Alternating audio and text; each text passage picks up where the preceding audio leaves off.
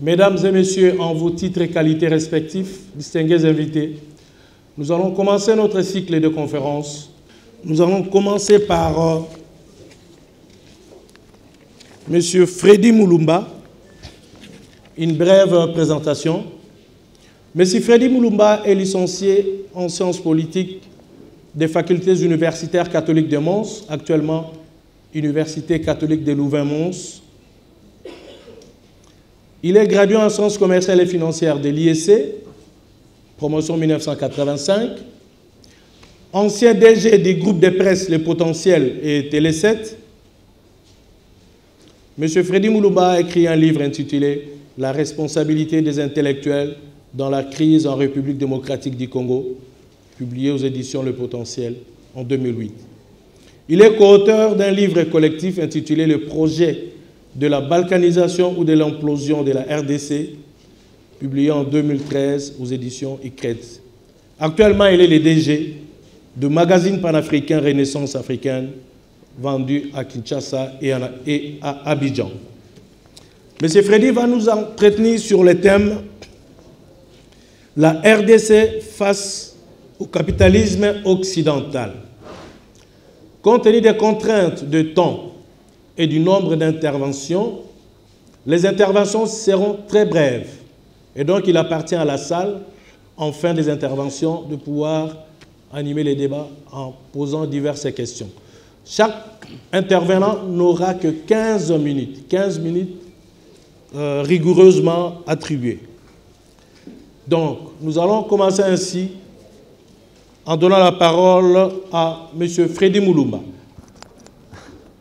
Donc, je tiens d'abord à remercier le responsable de l'Université de Liège, le recteur, mais aussi notre ami, le DG, le professeur Bangala. Je pense que c'est une occasion pour les 50 ans de l'IEC de parler aux étudiants, mais aussi aux professeurs et d'autres responsables. Distingués invités, chers camarades, le thème qui m'a été proposé s'intitule « La RDC face au capitalisme occidental ». Pourquoi avoir choisi de vous parler de la RDC face au capitalisme occidental? Ces choix s'expliquent pour des raisons.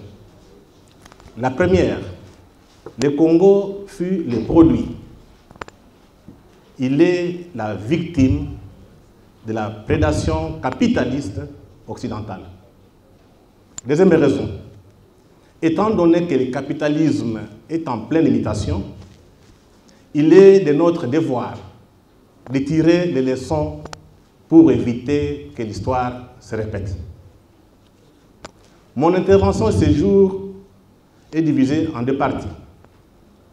La première traite des grandes révolutions étant à la base des mutations du capitalisme dans le monde occidental.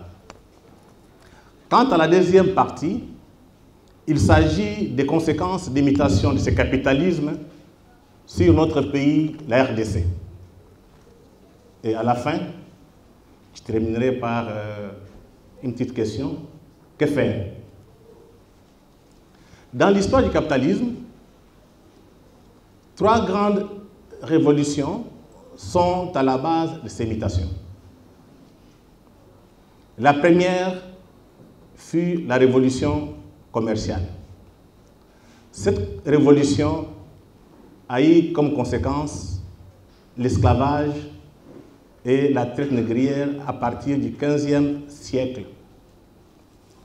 Tout a commencé en Europe au XVe siècle avec la révolution commerciale associée aux forces libérées par la Renaissance qui ont créé l'esclavage moderne et la traite des Noirs.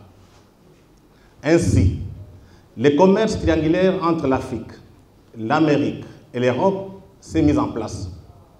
Les négriers européens s'amènent en Afrique pour acheter, soit capturer des esclaves noirs. Ensuite, ils les entassent dans des bateaux jusqu'en Amérique pour les vendre afin de travailler dans les plantations du café, canne à sucre et du coton. Enfin, les produits des plantations sont amenés sur les marchés européens et les bateaux repartaient avec des marchandises vers l'Afrique pour, une fois encore, acheter des esclaves noirs. Et le commerce triangulaire est bouclé. Deuxième révolution étant à la base de l'imitation du capitalisme, c'est la révolution industrielle. Cette révolution industrielle a donné naissance à la colonisation. Donc après la traite négrière, c'est la colonisation qui commence. La colonisation moderne au XIXe siècle fut un produit de la révolution industrielle commencée au XVIIIe siècle en Angleterre. Les puissances européennes étaient à la recherche de matières premières pour leurs industries et des marchés pour leurs produits. Sous prétexte de fixer les règles de la colonisation de Congo, Rome-Congo, entreprise par le roi Léopold II, le roi belge, et en concurrence avec les ambitions françaises de Brazza, depuis 1885, afin de débattre des questions économiques, judiciaires et morales concernant les bassins des fleuves Congo et Niger en Afrique, les diplomates de 14 grandes puissances dans les temps se réunirent à Berlin du 15 novembre 1884 au 26 février 1885 pour se partager l'Afrique. Quant à la troisième révolution qui est en cours, c'est une révolution numérique. Avec les nouvelles technologies de l'information, le capitalisme connaît des mutations sans précédent. On ne sait pas ce que le monde sera demain. Mais déjà, les centres économiques du monde se déplacent de l'Occident vers l'Eurasie. Voilà les trois révolutions étant à la base d'imitation du capitalisme dans le monde occidental. Cependant, toutes ces révolutions ont eu des conséquences néfastes sur le Congo, notre pays. Ici, il faut relever trois conséquences. La première, c'est la traite négrière. Les bassins du Congo furent dépeuplés.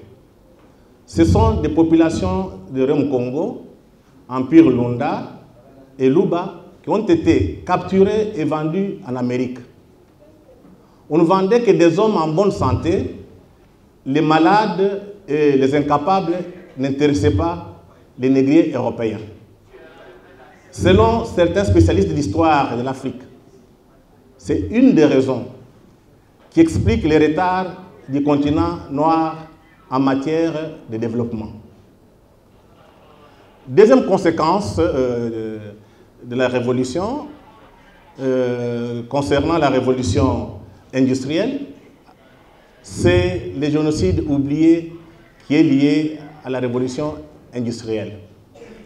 En dehors du pillage des richesses du Congo par les capitalistes occidentaux institués depuis 1885, les populations congolaises payèrent un lourd tribut. Selon l'américain Adam Hochschild, dans son ouvrage Holocauste oublié, les fantômes du roi Léopold II, plus de 10 millions de Congolais ont été tués par les agents de l'État indépendant du Congo à cause du caoutchouc.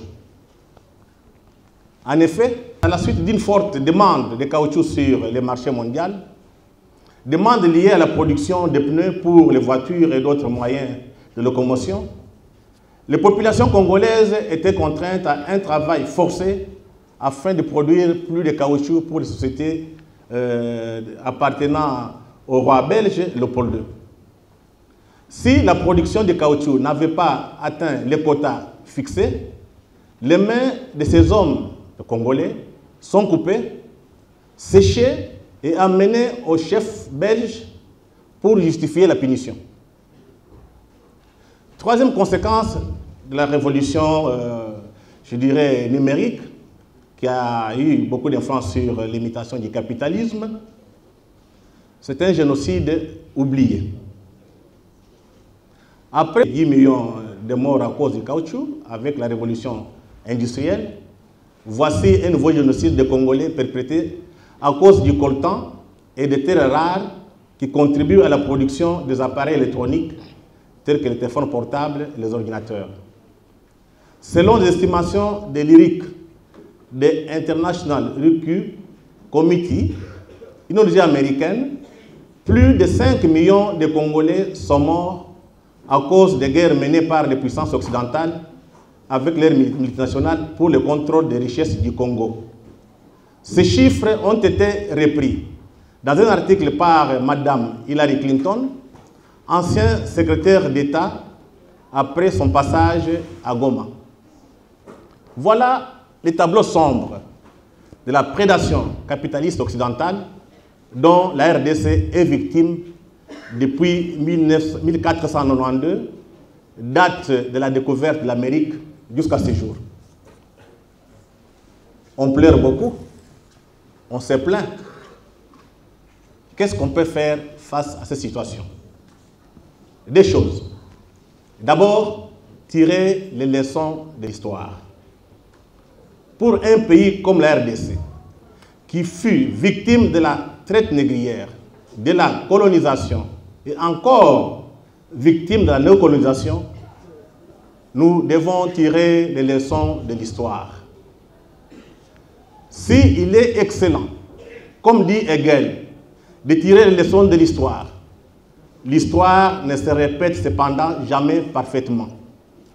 Elle est cruelle à ceux qui ne peuvent faire le tri entre ceux qui, dans le présent, est le même que ceux qui furent autrefois et ceux qui s'en distinguent de manière essentielle.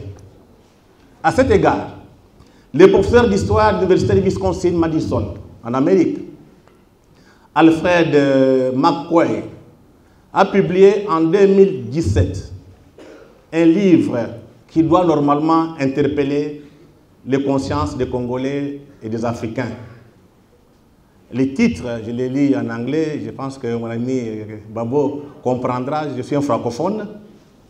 In the shadow of the American century, the rise and decline of US global power. C'est bon. J'ai traduit en français. Dans l'ombre du siècle américain, l'émergence et le déclin de la puissance mondiale américaine.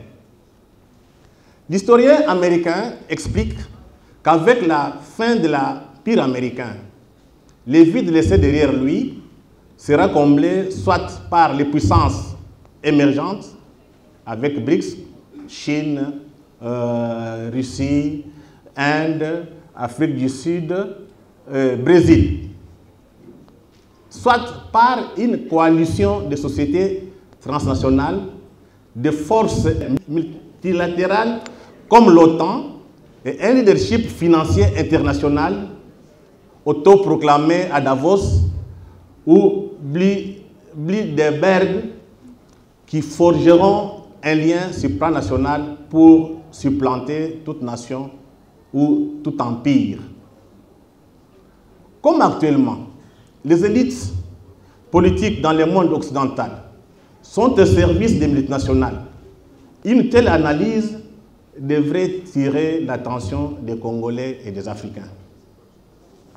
Le penseur français Jacques Attali, dans son essai « Vivement demain, 15 ans pour sortir l'impasse », écrit ceci. Les marchés, progressivement devenus les véritables souverains planétaires, a servi les électeurs qu'ils traitent comme des consommateurs et les élites politiques qu'ils considèrent comme des employés. Donc ça signifie que quand vous voyez des politiciens européens, occidentaux qui viennent ici, ils ne parlent pas au nom du peuple européen ou bien américain, ils parlent au nom des multinationales. Or, l'histoire nous renseigne que ce sont les marchands européens qui ont commencé à installer leur comptoir en Afrique avant que leur gouvernement apporte le soutien militaire. Une fois encore, l'histoire risque de se répéter. Que faire encore? Ici, je parle aux élites congolaises qui passent tout le temps à danser, qui passent tout le temps dans la jouissance. Le pire nous attend. Le réveil de la conscience de notre peuple s'impose pour affronter les yeux ouverts et debout l'hymne national qui risque de nous rendre esclaves sur notre propre territoire. Tel est le prix à payer si nous voulons que nos enfants et nos petits-enfants vivent après nous dans un Congo libre et prospère. Voilà pourquoi j'ai choisi de vous parler de la RDC, parce que selon certaines analyses, une grande publication, l'Amérique ne sera plus encore une grande puissance d'ici 2030. Elle va se retirer, mais ce sont les multinationales qui vont gérer l'espace que les États vont laisser. Je vous ai amené un livre, la revue Renaissance africaine, je ne sais pas si vous le connaissez, M. Soros, qui finance beaucoup d'ONG ici à Kinshasa. Les élites congolaises sont très contentes, mais ils ne savent pas que M. Soros est dans un complot contre notre propre pays. Malheureusement, comme on n'a tiré aucune leçon de l'histoire, M. Soros, c'est ce que moi j'appelle les Stanley des temps modernes. Dans les temps, Stanley est arrivé ici, il a trompé nos parents, nos arrière-parents. Ils ont signé sur un petit document. On a amené ça à Berlin et l'Afrique a été divisée et morcelée. Regardez, c'est déjà la fin. Regardez pourquoi aujourd'hui nous souffrons. Donc je demande à tout ce qui est à l'école des Blancs, à l'école moderne, d'utiliser ce qu'on a appris ailleurs pour aider à notre peuple d'être debout. L'histoire ne va plus se répéter. Le temps des aventures Tintin au Congo est révolu. Je vous remercie.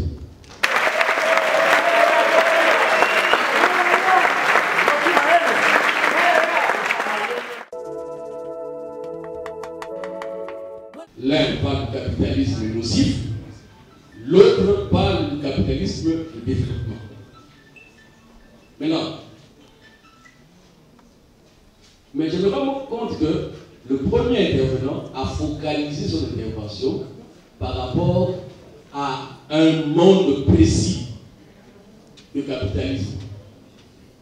Mais j'aurais voulu qu'il ajoute à cela le rôle du Fonds monétaire de la Banque mondiale dans ce genre de capitalisme.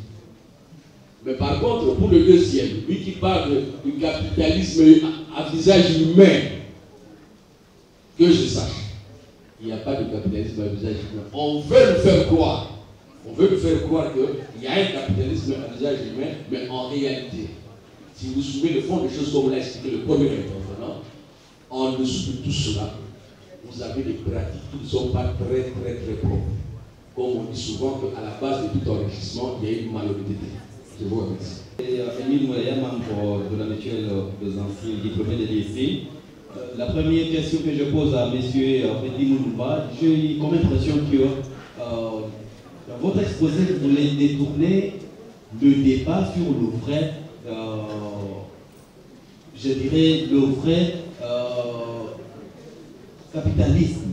Parce que entre le capitalisme occidental, qui vient de très loin et qui a la vision de pouvoir envahir les pays africains en général et le Congo en particulier, avec la complicité de nos dirigeants.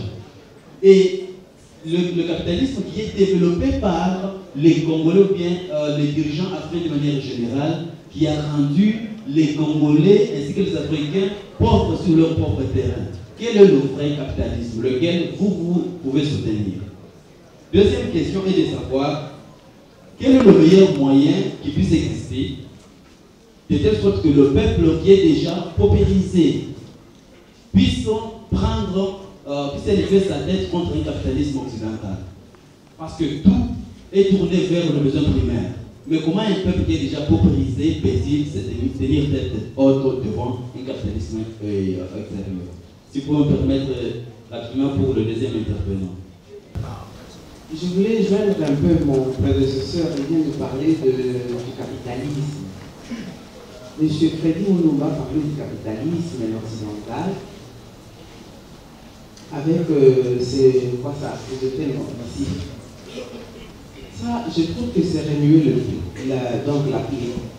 Est-ce que lui ne peut pas nous donner, par exemple, les solutions sur lesquelles nous pouvons nous inspirer pour se dérober de ces capitalismes-là? Je peux encore m'expliquer. Vous avez dit que les Occidentaux nous ont mal maltraités, tout cela. Mais si je vois bien à l'époque des Occidentaux qui nous avaient maltraités, et qui nous avaient maltraités, je peux dire, il y avait quand même une vie normale. Il y avait des champs, il y avait des cela. Et de nous-mêmes, il n'y a rien. Alors, je suis en train de me demander si M. Freddy, en soulevant son sujet-là, il pouvait quand même qu'il nous donne les pistes des solutions. Ça allait me plaire. Qui est de critiquer pendant que moi, personnellement, je ne vois rien. Il me donne les pistes pour que nous puissions nous dérober de cette situation. Ok, donc des solutions, c'est noté. Monsieur Serafin Gambadi, ancien DPC. Bon, ma question est celle-ci. Monsieur Freddy, vous avez parlé de M. Soro. M. Soro, je sais que tout le monde ne le connaît pas. Vous le connaissez, M. Soro. Si les autres s'appuient chez M. Soro et pour venir avec sa politique, par exemple, pour amener une solution au Congo, et que les autres s'étaient appuyés sur Louis Michel, par exemple, et les autres, c'est Soro qui viendra, par exemple, amener une solution. Est-ce une question pour... Et je voulais continuer pour vous dire, vous avez parlé, l'autre fois je vous avais suivi à la télé, vous avez parlé de la balkanisation. Aujourd'hui, vous parlez de la colonisation. Vous répétez, l'histoire va se répéter. Cette histoire qui va se répéter là, vous pouvez nous éclairer, c'est quelle histoire? Il y a mon ami Pierrot qui a posé la question sur la Banque mondiale et les fonds monétaires. Je pense que nous sommes à l'IEC, ceux qui font la comptabilité ou bien les finances s'intéressent à l'économie générale. Il y a un professeur américain, prix Nobel d'économie, Joseph Stiglitz. Il a publié un ouvrage, La Grande Illusion.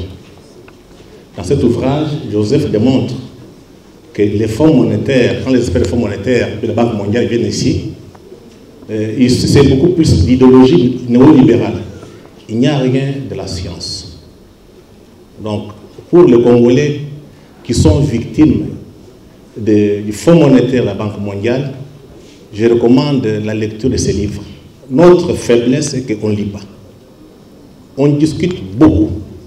On perd beaucoup de temps à discuter, mais on ne s'informe pas, on ne lit pas. Je pense qu'aujourd'hui, avec la libéralisation de l'Internet et autres, je pense qu'on a la chance d'apprendre. Apprenons beaucoup pour défendre nos frères et nos sœurs. Le capitalisme est toujours nocif, Pierrot, parce que je fais une analyse presque historique. Donc à chaque fois que le capitalisme connaît des mutations, l'Afrique et les Noirs payent. La première mutation du capitalisme, qui est liée à la révolution commerciale, ça a eu naissance en Europe. Résultat et conséquence, l'esclavage, la traite négrière. Il y a eu la deuxième révolution, la révolution industrielle. Dans cette révolution a donné naissance à la colonisation. Vous connaissez les effets. Nous sommes au niveau de la troisième révolution, la révolution numérique. Pour nous, Congolais, on a beaucoup souffert. Parce qu'au niveau de la révolution industrielle, avec la colonisation, pour ceux qui ont le sens de l'histoire, rappelez-vous des mains coupées de Léopold II. Demandez aux gens de Bolobo, ils vont vous dire ce qui se passe à l'État. Malheureusement, nos enfants ne lisent, n'étudient pas cette histoire à l'école. D'où la difficulté de ne pas tirer les leçons de l'histoire. Deuxième élément, nous venons de suivre un génocide. Ce que moi j'ai dit, nous Congolais, on a un problème. Ça fait 6 millions de Congolais qui sont morts à l'Est. Vous savez pourquoi? C'est le capitalisme qui était à la base. Bill Clinton, avec les multinationales, qui on a utilisé comme négrier. C'est le Rwanda de l'Ouganda, Kagame Museveni. Les Congolais sont morts comme du temps de caoutchouc rouge. Est-ce qu'on a tiré des leçons? Les mêmes personnes, c'est qu'il y a un problème. Nous, étant à l'école des Blancs, nous devons être capables d'analyser, de remettre en cause certains concepts que les Blancs amènent ici. Comment expliquer l'Occident, en particulier les Anglo-Saxons, l'Amérique, la France, l'Amérique et la Grande-Bretagne et d'autres pays européens qui avaient financé la guerre à l'Est, qui a fait 6 millions de morts. Les mêmes personnes reviennent aujourd'hui. Ils vous disent, on va vous démocratiser, on va vous développer. Et je vois des gens qui ont fait des études universitaires accepter ça. Il y a un problème philosophique. Quelqu'un qui vient, il tue ta femme, il viole les filles, il en a même dit non, non, je vous aime bien, je vais vous aider. C'est notre grande difficulté. Même les Chinois, d'autres peuples ne comprennent plus. Et je m'excuse de vous dire la vérité, ça confirme la thèse selon laquelle la race noire est inférieure. Parce qu'on ne se lève même pas, on ne se pose pas de questions philosophiques de fond. L'élément de Madame Kalombo, la solution. Et Madame, j'ai fait l'édito, j'étais à Abidjan, j'ai assisté au truc là, Forum Afrique Union Européenne. J'ai fait cet édito là. Il faut changer de paradigme. Je ne voudrais pas entrer dans des définitions. Si vous partez, on va vous expliquer le paradigme, c'est quoi. Mais ici, je prends des exemples. Quand l'Occident nous a battus, vaincus, et quand on a instauré, on a découpé l'Afrique en morceaux, en 1885, on a conçu le monde par l'Occident.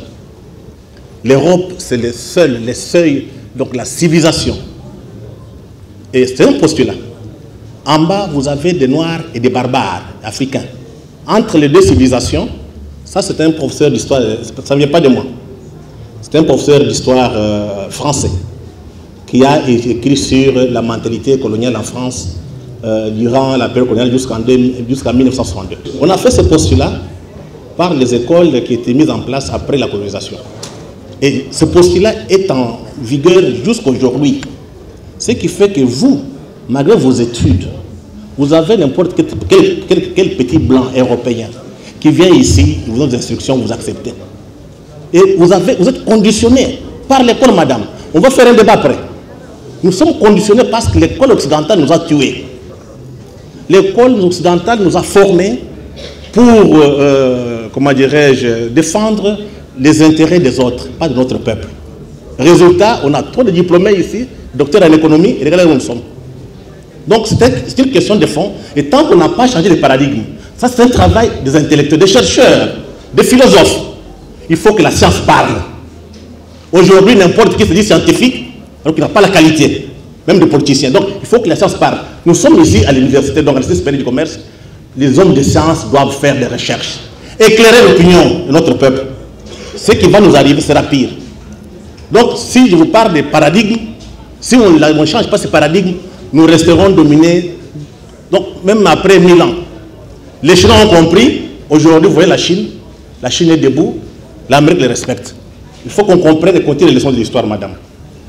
La question de capitalisme, moi je pense que ici, je parle de paradigme, il faudrait que les Africains conçoivent leur propre modèle. Parce que quelle que soit la situation, on reconnaît un bon arbre par des fruits. Qu'on quitte un peu la dimension idéologique, qu'on applique, qu'on mette en place des systèmes politiques et économiques qui doivent rendre notre peuple heureux. L'essentiel est libre. Nous copions les histoires de l'Occident, nous reproduisons, nous réfléchissons par procuration. Résultat, on n'est nulle part. Donc, moi je demanderais beaucoup plus à nous tous qui étions à l'école des Blancs, l'école moderne, de produire une nouvelle pensée pour permettre à notre peuple, et notre pays, et notre Afrique d'être debout. Parce que jusqu'à présent, nous réfléchissons par procuration. La question de Soros, et puis l'héritage, l'histoire va se répéter effectivement, c'est avec Soros. Vous savez, il y a un problème ici. Nous tous ici sommes passés par l'université. Vous voyez quelqu'un qui vient, il vous donne l'argent. il vous dit qu'il va vous démocratiser, il va vous développer. Vous n'êtes même pas capable de poser la question, monsieur, pourquoi vous donnez cet argent? C'est comme ça que moi j'utilise un peu l'histoire. Je compare M. Soros à Stanley. Stanley est venu ici, tromper nos parents en disant qu'on allait faire des affaires, travailler ensemble. Il s'est amené à Berlin, il a présenté le document et l'Afrique a été coupée.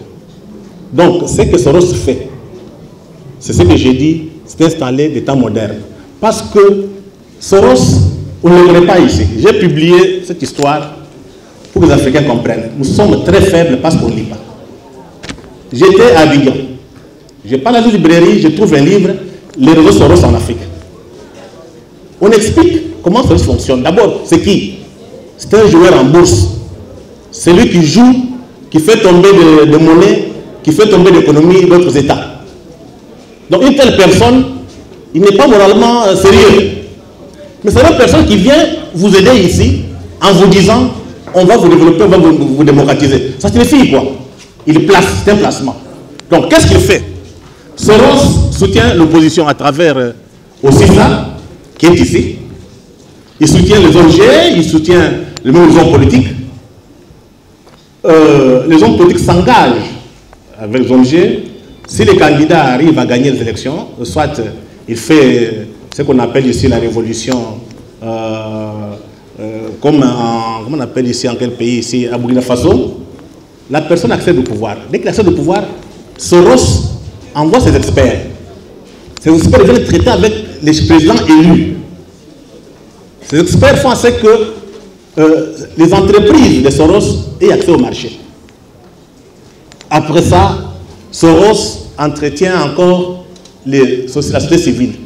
Donc, quand vous faites une analyse approfondie, les véritables problèmes, les véritables patrons, chef de l'État, ce n'est pas le président élu, c'est Soros. Parce que nous sommes dans un monde où le capitalisme est en mutation. L'État n'est plus le seul acteur géopolitique. Vous avez aujourd'hui des acteurs non étatiques tels que Soros. Ils ne dépendent de personne. Ils peuvent financer une histoire et faire les coups et mettre son chef d'État au pouvoir. Donc, pour conclure, moi je demande ceci. Nous traversons une période difficile. J'ai l'impression qu'à Kinshasa, on n'est pas suffisamment conscient. Parce que pour un peuple comme le nôtre, qui avons souffert de la guerre à l'Est, la première chose à faire, c'est poser la question, pourquoi cette guerre nous arrive? Parce que ce qui va arriver demain, c'est pour dire que l'histoire va se répéter. On va couper l'Afrique en morceaux. Ça a déjà commencé. On est à côté de la plaque ici parce que nous parlons de démocratie, alternance. Ce sont des concepts que les Blancs nous ont piégés. Aujourd'hui, pour terminer, vous avez en Afrique du Nord, dans le Sahel, 3 armées, à peu près 4. Les Américains, ils ont des bases. Vous avez les Français, vous avez les Allemands, et d'autres compagnies. Donc Sahel, ça commence des pays de la Mauritanie jusqu'au Soudan. Vous avez dans la Corne de l'Afrique des puissances européennes et asiatiques. Vous avez l'américaine base, la France, vous avez maintenant la Chine vient d'installer sa base à Djibouti, même la Turquie. Ces gens ne vont pas se faire la guerre pour nous. Ils s'entendront pour éviter l'affrontement de diviser l'Afrique.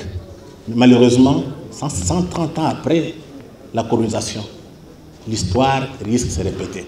Et concernant le Congo, monsieur qui parle de la balkanisation, vous savez, ça fait 2 ou 3 jours, une semaine à peu près, le président soudanais était en Russie. Il a vu le président Poutine. Oui, ça l'a fait. Poutine, il dit à Poutine, il faut m'aider à protéger le Soudan parce que les Américains m'ont demandé de le diviser en 4 États. Or, le Soudan est déjà coupé avec le Soudan du Sud. Ça signifie quoi? Dans les calculs du monde occidental, aujourd'hui, il faut que l'Afrique soit divisée. On doit revoir les frontières. Malheureusement, comme on a une culture d'esclaves, nous préférons vivre à n'importe quel pays. C'est ça, les drames de nous noirs. C'est comme ça qu'on nous fait encore en Libye. Et je vois ici les gens, les politiciens, tout comme les intellectuels, ils ont parlé, puis c'est fini. C'est une question de fond. 5 siècles après, on nous vend encore. Non, ça fait très mal. Donc, qu'on prenne conscience. Et je préfère que la science parle.